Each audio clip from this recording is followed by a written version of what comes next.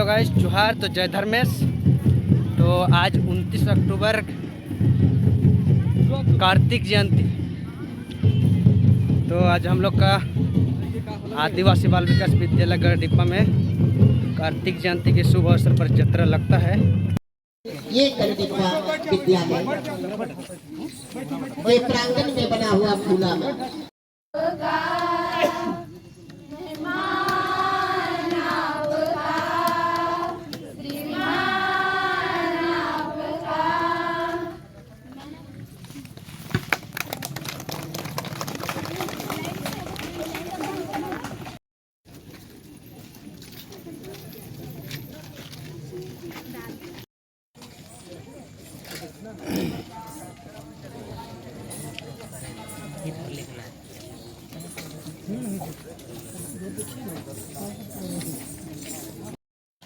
आदिवासी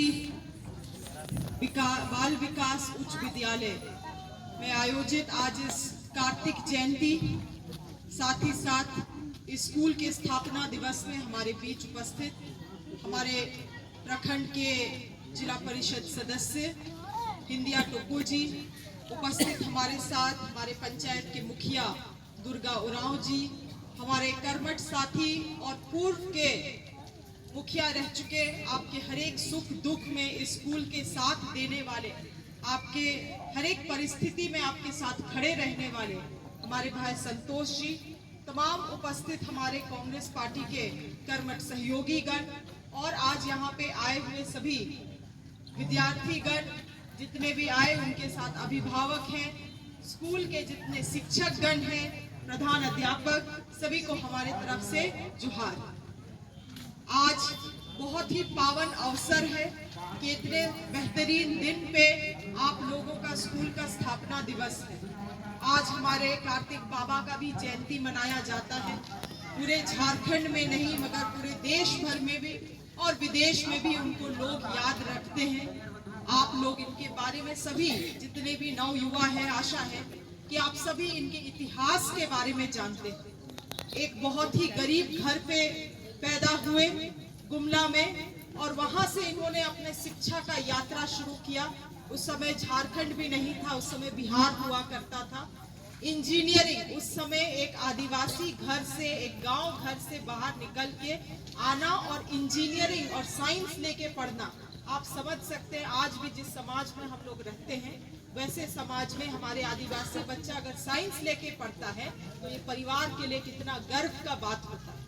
वैसे समय में साइंस लेके पढ़े, इंजीनियरिंग पढ़े, कई सालों के लिए बिहार सरकार में एक अभियंता के रूप में भी कार्यरत थे। फिर इन्होंने कांग्रेस पार्टी के माध्यम से राजनीति ज्वाइन किया और इनका हमारे कार्तिक बाबा का बहुत बड़ा योगदान है कि आज अगर कांग्रेस पार्टी का कोई पहचान छोटा नागपुर में विशेष रूप से है, झारखंड में, तो ये कार्तिक बाबा जी का ही देन है।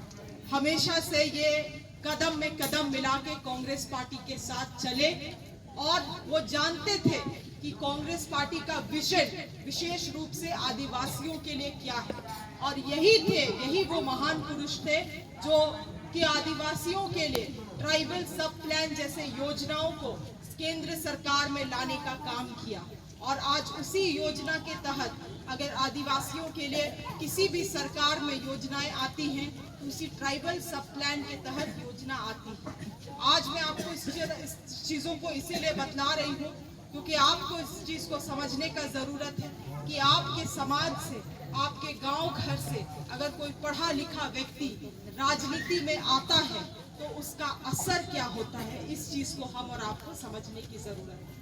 भारत का जो नक्शा है, जो भारत का जो नीति है आदिवासियों के लिए, उनमें इनका बहुत बड़ा योगदान रहा और हम सभी के लिए गर्व का बात होना चाहिए कि ये हमारी ही माटी के पुत्र थे और हम जितने भी नवयुवा हैं आज के समय में इनके पद चिन्हों में हम लोगों को चलने की जरूरत है।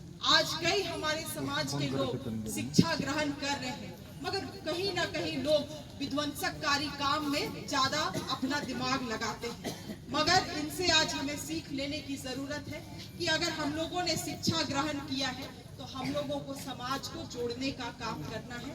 अपने आदिवासी समाज का प्रतिनिधित्व करने की जरूरत है। और आज आदिवासी समाज ही नहीं बल्कि आप किसी भी समाज में चले जाइए, कार्तिक बाबा के लिए सभी के दिल में एक अलग ही सा जगह है। मैं यहाँ के स्कूल के जितने भी समिति के सदस्यगण हो, चाहे शिक्षक गण हो, प्रधान अध्यापक हो या अन्य समिति के जितने भी सदस्य हैं, सभी को धन्यवाद करना चाहती हूँ कि आप लोग इतने कम संसाधन में भी इस तरह का एक बीहड़ गांव में, शहर से इतना दूर जंगलों के बीच में यहाँ के बच्चों को आप लोग इतना अच्छा शिक्षा दे रहे हैं। और संतोष भाई भी हमको बतला रहे थे कि यहाँ से पढ़ के बच्चे बहुत सारे निकल के बड़े बड़े जगहों पे भी पहुँचने का काम किए हैं। ये आप लोगों का योगदान है और इस योगदान को मैं तहे दिल से नमन करती हूँ। मुझे मालूम है कि बाबा ने 2009 में जब वो चुनाव जीत के आए थे तो इस भवन को उन्होंने ही अपने विधायक मत से दिया था और काम भी अच्छा तरीके से हो रहा था। 4-5 महीने के काम में आप लोगों ने इतना काम को पूर्ण किया था। मगर 2014 में बाबा बंधु तिर्की चुनाव हारने के बाद किन की पार्टियां आई, कौन यहाँ आया, इन सभी चीजों से आप वाकिफ हैं। और फिर स्कूल का काम को रोक दिया गया। इसीलिए अफसोस है, मगर आपको पूर्ण विश्वास दिलाती हूँ कि बाबा का जो अधूरा सपना है इसको पूरा करने का हम निश्चित रूप से काम करेंगे। और आप लोगों की जो समस्याएं हैं जिनको हमें संतोष जी ने अवगत कराया है, उन तमाम चीज़ों को, चाहे पानी हो या छोटी चीज़ें हैं यहाँ पे, उन सभी चीज़ों को भी हम लोग पूरे रूप से पूर्ण करने का काम करेंगे। और आप लोगों के साथ हम लोग सभी का सहयोग लगातार, चाहे राजकमल जी हैं, संतोष जी हैं, हम तमाम लोगों का साथ आप लोगों के सहयोग के द्वारा बना रहेगा। निसंकोच कभी भी किसी चीज़ की परिस्थिति होती है तो आप लोग आके इन सभी चीज़ों में चर्चा करें, क्योंकि मुझे लगता है आने वाले समय में भी इस स्कूल का बहुत सारा भविष्य है। और जितने भी हमारे यहाँ पे नवसाथी, नवयुवा जो बैठे हुए हैं, आपके प्रदर्शन के लिए आप लोग इतने देर इंतजार किए, इतना बढ़िया स्वागत किए, गीत गाए और इतने जोश के साथ स्वागत किए, उसके लिए भी आप लोगों को बहुत बहुत धन्यवाद है। हम आशा करते हैं और प्रार्थना करते हैं कि इसी जोश के साथ अपने जीवन में भी आप आगे बढ़े। हमारी जो भी परिस्थितियां हैं उसके बीच में भी आप अपना लकीर खींचने का काम करें। और आपके सामने उदाहरण पेश है। आप अपने गरीबी को, अपने परिस्थिति को कभी भी आप गुनाह के रूप में, परिस्थिति को अपना एक्सक्यूज के रूप में ना देखें। आप किसी भी परिस्थिति में आप आगे निकल सकते हैं। कार्तिक बाबा को अपने आदर्श मान के आगे बढ़े। जयपाल सिंह मुंडा जैसे, कार्तिक बाबा जैसे रहे हमारे इस धरती भूमि के महान पुत्रों का अपना इंस्पिरेशन मान के, अपने प्रेरणा मान के अच्छे से पढ़ाई लिखाई करें, बड़े बड़े जगहों पे पहुंचे। और आपके सभी सहयोग के लिए हम सभी यहाँ पे उपस्थित हैं। स्कूल के प्रशासन को फिर से बहुत बहुत धन्यवाद और यहाँ पे आए हुए सभी अतिथिगण को भी धन्यवाद है। अब हम लोग इस के बाद खेल के तरफ बढ़ेंगे, इसीलिए यहाँ पे ही इस चीज को हम समापन भी करते हैं। धन्यवाद।